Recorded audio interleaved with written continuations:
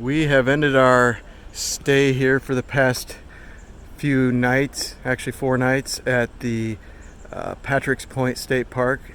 From here we've explored all of the redwoods area, and it has been really spectacular to see these giant trees and also to explore the coast and look into some tide pools and see all the different sea creatures that were out there. But it is time to move on, and this time we are heading east. We are beginning our journey home. We have no more land to go west, so our only option is to head east. So we're going to begin heading towards Indiana. We're going to go up into southern Oregon and go across there before heading back into Nevada and on eastward. From this point forward towards home, we don't really have any set plans. We're just going to wing it and find campsites as we can, and hopefully we can do that. And also hopefully the smoke isn't too bad as we get further east from the fires that are all over the west. And it's been a good time in California. We'll be sad to see some of the things in the rearview mirror because it's been fun. Tahoe, redwoods, and looking at the volcanoes. But our journey must go eastward now.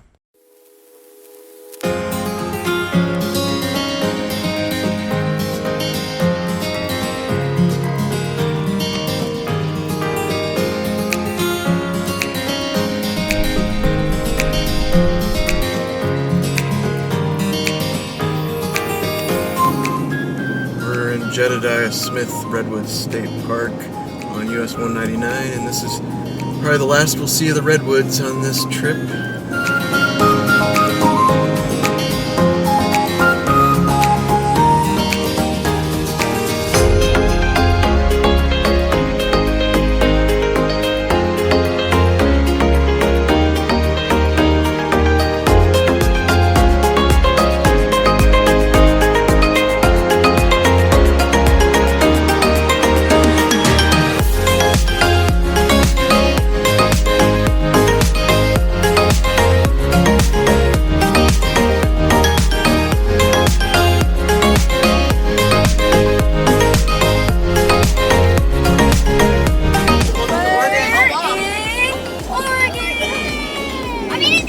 We're in Grants Pass, Oregon now, and we're going to stop at this Mexican place that looked pretty neat to grab a bite to eat before we find a place to stop for the night and camp.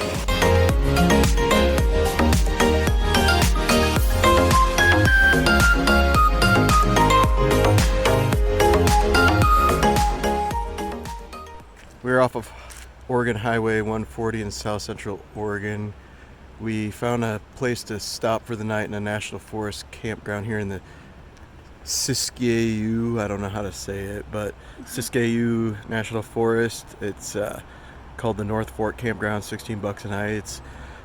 It's a nice quiet place for the most part, minus the rain beating down on us last night. But yeah, the rain was really horrible. Like it was just so loud. Like I couldn't sleep at all once the rain started. They need the rain around here though because they have bad fires, so good for them that they got that. We're gonna hit the road again here soon and hopefully get out of Oregon and into Nevada and make it mostly across Nevada for today. That's our goal as we head eastward.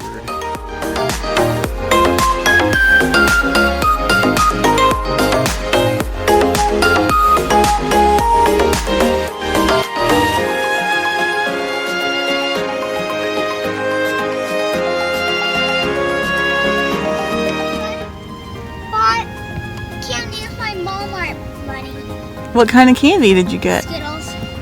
Let me see. Woo! You excited?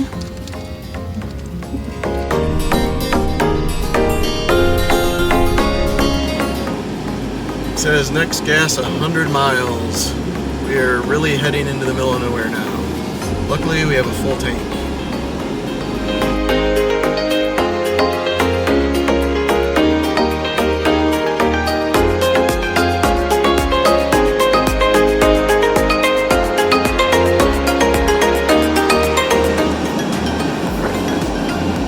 We got some bona fide cowboys up here driving their cows in the middle of the road. Not sure what is going on exactly. like the cow? Does he do like the cow? Look at the dog. There's two of them. But it's cool.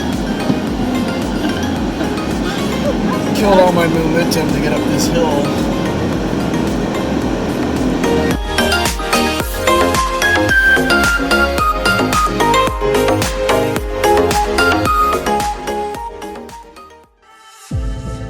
The Guano Valley is a vast, desolate area that is so typical of the Great Basin region. Rising almost 1,000 feet above the valley floor to the east is the Doherty Slide. The highway makes its way up the side of this ancient volcanic rim.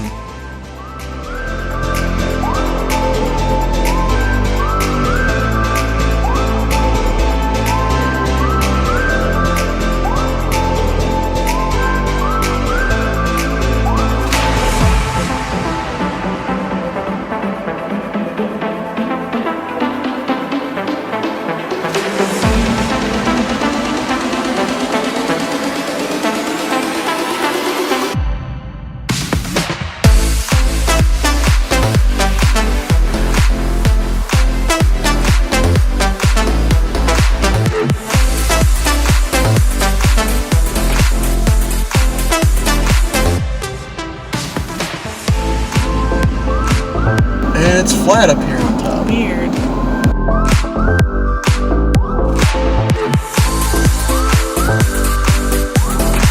Look, what's it say? We're back.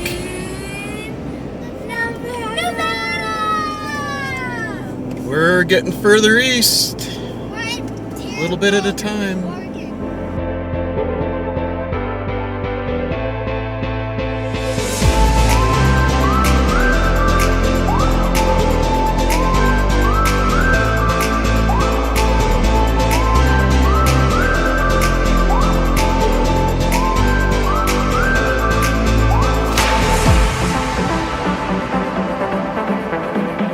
So far, Nevada has been completely covered in a smoky haze. You cannot even hardly see the mountains until you're right up next to them.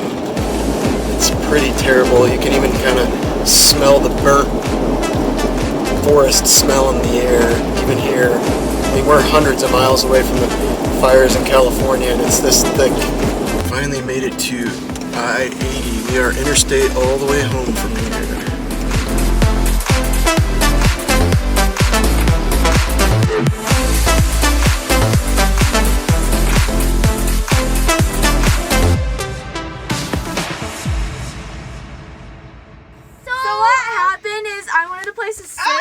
And Alexa was taking up the whole bench, so she just like sit on me, No, and then everybody else joined me. No, Alexa! She asked them to, I heard it. Alexa's like, hey Lila, come join, sit on us. Yeah, they were trapped in the car too long today.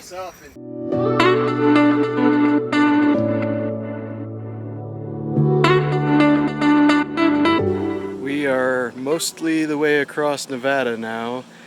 We've found this RV park in Wells, Nevada, which isn't too far from the Utah border, for the night for $37, I think it was. Has full hookups and some decent shower facilities and laundry if you need that. Overall, it's a pretty nice, tidy place, and it was overall mostly quiet, except every once in a while there was a train that came through honking its horn that did wake us up sometimes. So if you do stay here, you might want to keep that in mind. Today we're going to keep pushing eastward and to Utah. We're going to try and stop and see a couple things there maybe along the way. And other than that, we're just going to keep heading towards home.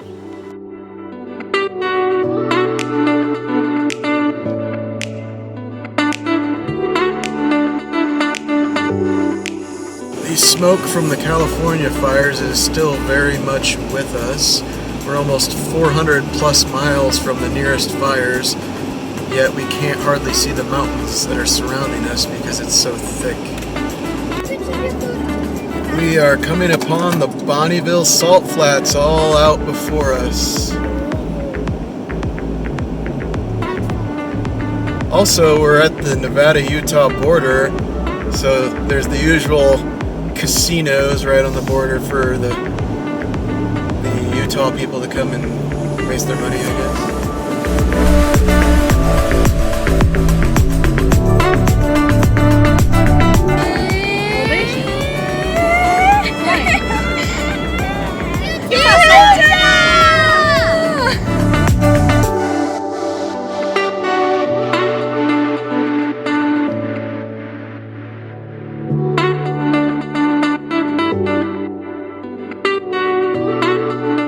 We have entered the Salt Flat. We're driving on it right now with our camper.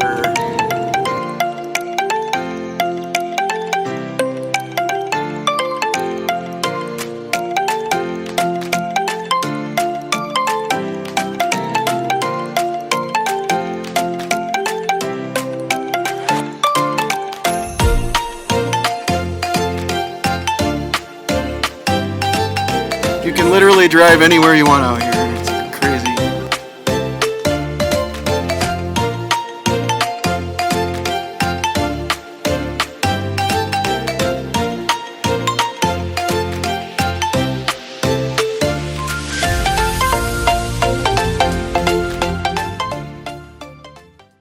Awesome. What do you think of the salt?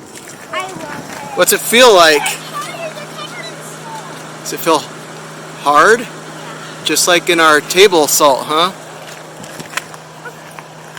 Oh. I got some salt. Cool. We could have a salt fight instead of a snowball fight. Yeah. Can I throw it? Just a short driving around in the salt flats has left our camper completely coated with a layer of salt. The car too. We're definitely gonna have to visit a car wash to get this stuff off, or we're gonna have a rust problem. Nolan? A snowman right here. And here's its house. That's cool. But its house can break in half. It's a salt man. Okay, what did you make? I made a person. A salt person? Let me see. Oh no, I put her in a spot that she's gonna get run over. Oh no. We are just sitting in our camper here eating lunch on the salt flats. And one problem with eating lunch on the salt flats is you drag the salt flats into your camper with you. So we're gonna have some cleaning to do once we get out of here for sure.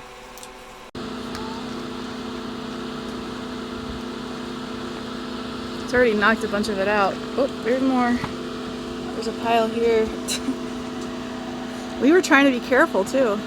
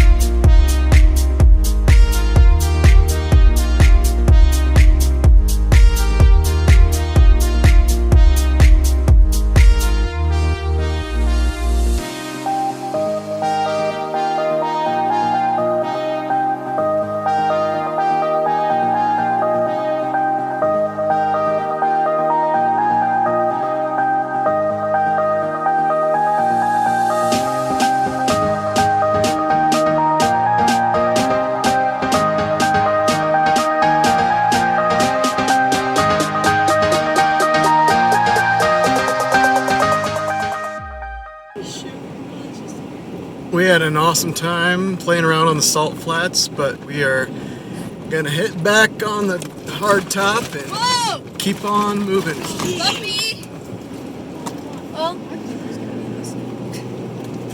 The road is rougher than the salt flats.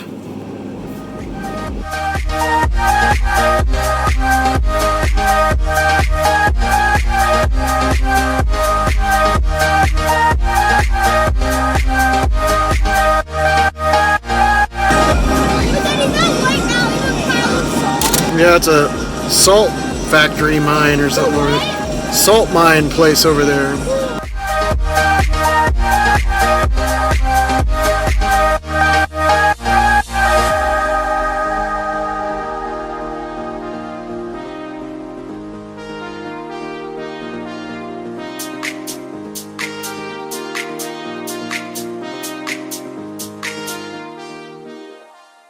we went to the Salt Flats 100 miles ago, and yet we still tracked this in just on the way to the car wash. It's pretty bad.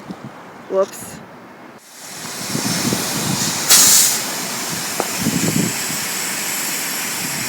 We're cleaning the car off, get all the salt off. These are some of the piles from the car. I did the car, but the camper still has salt everywhere. The stuff is caked on. I am like literally covered from head to toe in salt that came off the car. It's everywhere. It's crazy.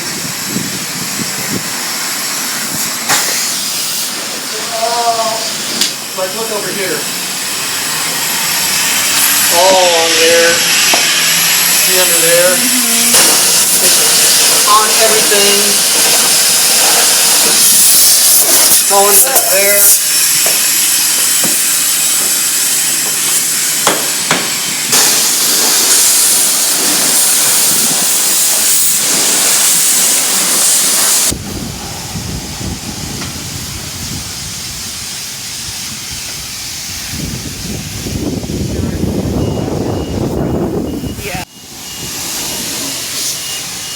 Stuff like is caked on it.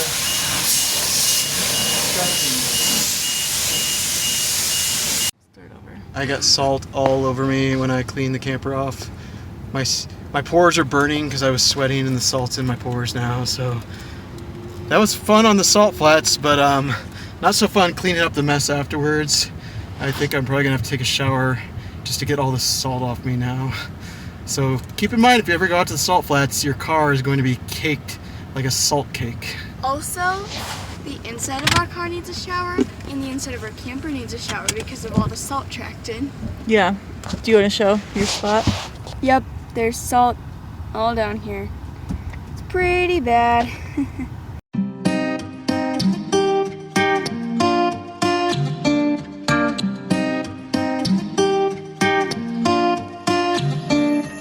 That's their giant Mormon temple right there, kids. And there's the Mormon tabernacle, that silver dome thing. It's supposed to have the most perfect acoustics in the world or something. Supposedly you can drop a pin on the floor and you can hear it or something. That's what I always heard. I don't know if that's true, but...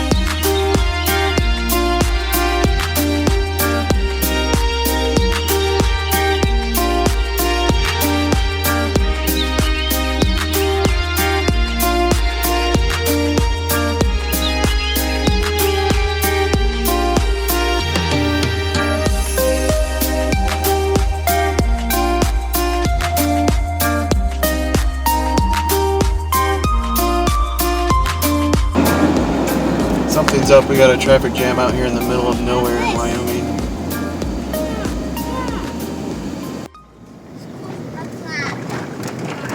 Well, we found this Wild Horses Scenic Loop that goes to Rock Springs on the map, and we're gonna try that to avoid the traffic jam that we were in. Looks like it should work for us. We'll find out, obviously.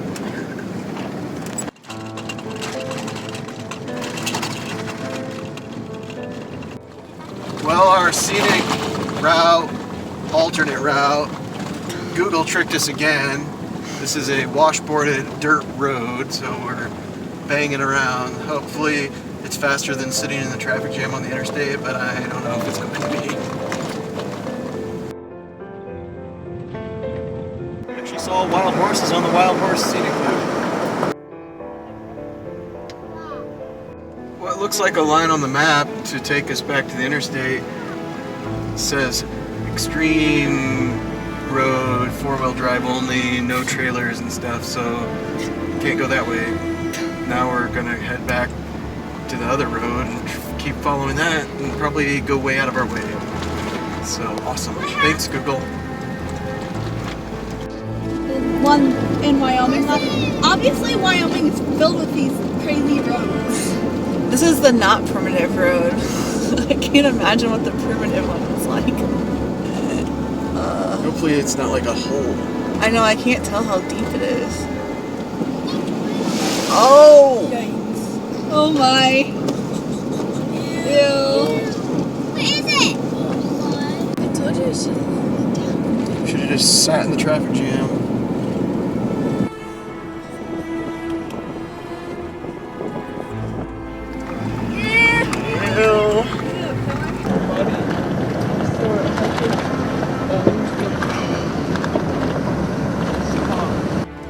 We made it back to the pavement.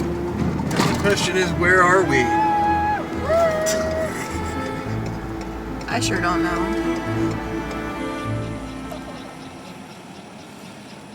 This is the scenic truck stop parking lot we find ourselves in for lunch.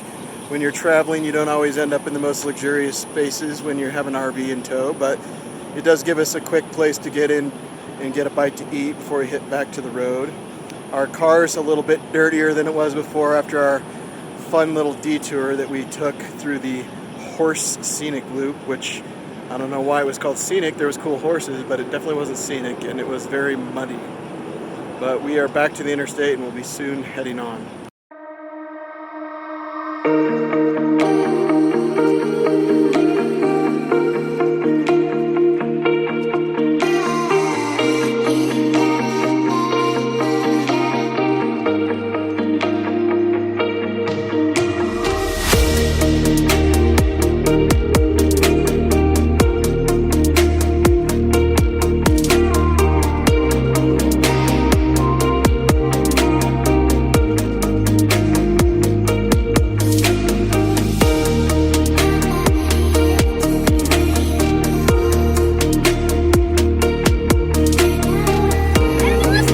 Look at the sun.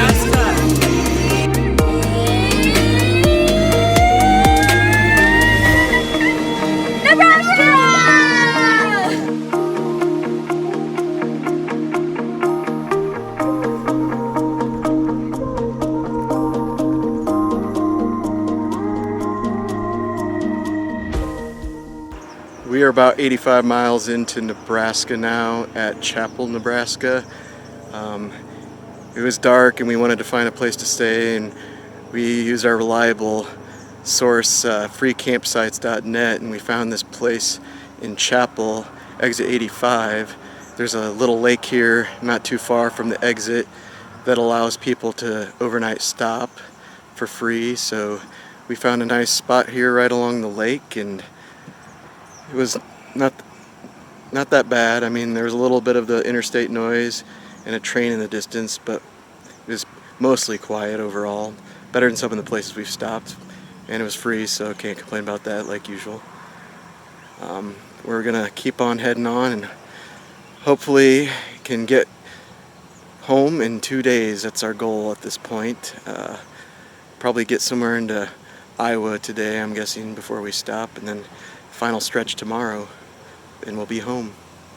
So we are now in Nebraska, and I came out to the car and there's big piles of salt under it. We are still losing piles of salt from under our car from when we drove on the Bonneville Salt Flats way back in Utah. I even washed the car twice now, and there's still stuff falling out from under it. We really need a... There's still a bunch up there. There's still a bunch up there. We really need a rainstorm really bad to drive through to wash some of this stuff off. It is crazy. I mean, it's like up in every crevice. I'm a little worried that it's gonna rust the car out or something. So if you do drive out on the salt flats, you might want to keep in mind that your car is gonna be totally encrusted in salt. Nolan's helping to pull some of the salt off. He found some underneath.